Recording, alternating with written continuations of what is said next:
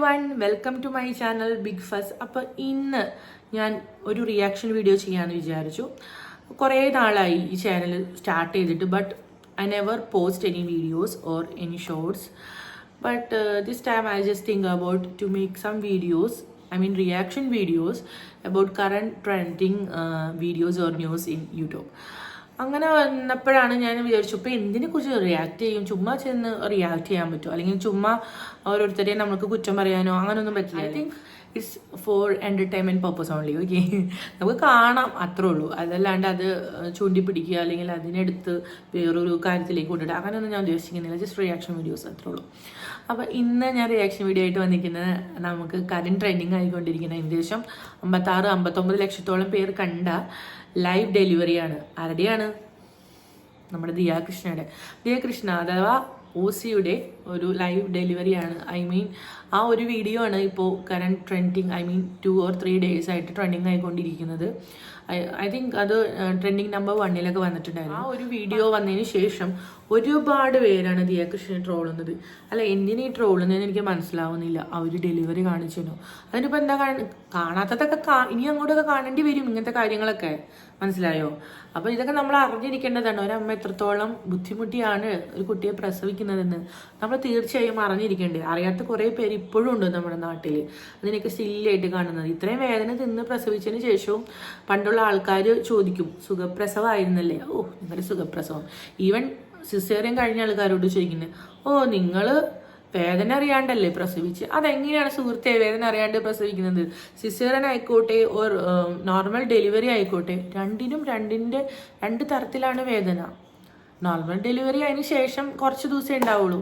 But in the case of caesarean ഇതിന് ശേഷമായിരിക്കും വേദന ഉണ്ടാവുക. അപ്പോൾ അതുകൊണ്ട് നമ്മൾ അങ്ങനെ ഒരിക്കലും ഒന്നിനെ നമ്മളിങ്ങനെ അൺനെസസറി ആയിട്ട് ജഡ്ജ് ചെയ്യാൻ പാടില്ല. അത് ചെയ്തതുകൊണ്ട് പ്രത്യേകിച്ച് കേൾക്കണവർക്ക് വിഷമം എന്നല്ലാണ്ട് പ്രത്യേകിച്ച് ഒരു ഗുണം ഉണ്ടാവില്ല. ആരും ഡോക്ടറോട് അങ്ങോട്ട് ചെന്ന് പറയുന്നില്ല എന്നെ സിസേറിയൻ ചെയ്യൂ എന്ന്. ഞാൻ കേട്ടിട്ടില്ല. Anyway, come to Diya's matter. അപ്പം ദിയ ഒരു ലൈവ് ഡെലിവറിയാണ്. ക്യാമറ കുറച്ച് തിരിഞ്ഞോയോ എന്നൊരു സംശയം. Okay, come to Diya's matter. Diya live ഡെലിവറിയാണ് കാണിച്ചത്. അതായത് ഹോസ്പിറ്റലിൽ പോകുന്നത്, ഹോസ്പിറ്റൽ ബാക്ക് പാക്കിങ്, അതിനുശേഷം ഹോസ്പിറ്റൽ ഡെലിവറിയോട് എടുക്കുമ്പോൾ എപ്പിഡ്യൂറൽ ഇഞ്ചക്ഷനൊക്കെ എടുത്തിട്ടാണ്, അതായത് വേദന കുറച്ചുകൊണ്ടുള്ള ഒരു പ്രസവമാണ് അഡാപ്റ്റ് ചെയ്തത്. എനിവേ, ഒരു ഇഞ്ചക്ഷൻ പോലും പേടിയുള്ള ദിയ അങ്ങനെ ഒരു സിസ്റ്റം അപ്രോച്ച് നടത്തിയതിൽ എനിക്ക് വളരെയധികം സന്തോഷമുണ്ട്. കാരണം എങ്ങനെയായാലും ദിയയ്ക്ക് നോർമൽ ഡെലിവറി തന്നെയായിരുന്നു.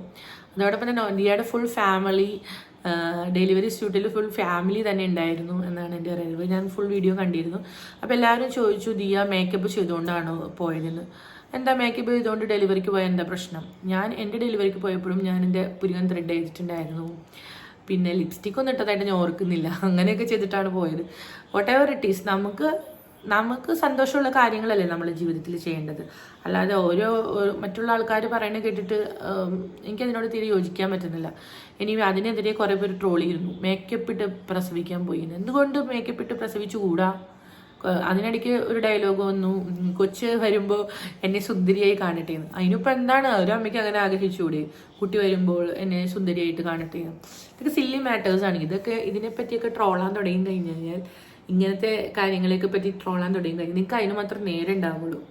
അതിനെ വളച്ചൊടിച്ച് പറയുന്ന കുറേ നെഗറ്റീവ് സ്വയം പ്രഖ്യാപിത സെലിബ്രിറ്റി യൂട്യൂബേഴ്സും നമ്മുടെ യൂട്യൂബിനകത്തുണ്ട്, വീഡിയോസ് ഇടുന്നുണ്ട്. അപ്പോൾ എനിക്ക് അവരോട് ഒന്നേ പറയാനുള്ളൂ, ലെറ്റ് ദം എൻജോയ്. അവർ എൻജോയ് ചെയ്യട്ടെ. അവരുടെ പാരൻറ്റിങ് അല്ലെങ്കിൽ അവരുടെ കുട്ടി ഉണ്ടായതും ഡെലിവറിയും എല്ലാവരും എൻജോയ് ചെയ്യുന്നു. അവർ എൻജോയ് ചെയ്യട്ടെ. ഇനിയത്തെ ലൈഫൊക്കെ അങ്ങനെയായിരിക്കും.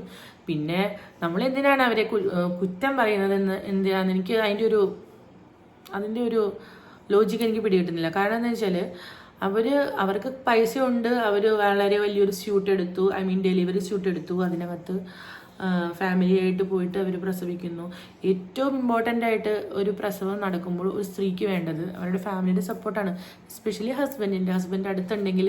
ഈ പണ്ടൊക്കെ പുറത്തുള്ള രാജ്യങ്ങളിലായിരുന്നു കൂടുതൽ. ബട്ട് ഇപ്പോൾ നമ്മുടെ നാട്ടിൽ വന്നു തുടങ്ങിയിട്ടുണ്ട് ഹസ്ബൻഡിൻ്റെ ഡെലിവറി നേരിട്ട് കാണാനുള്ള അവസരങ്ങൾ.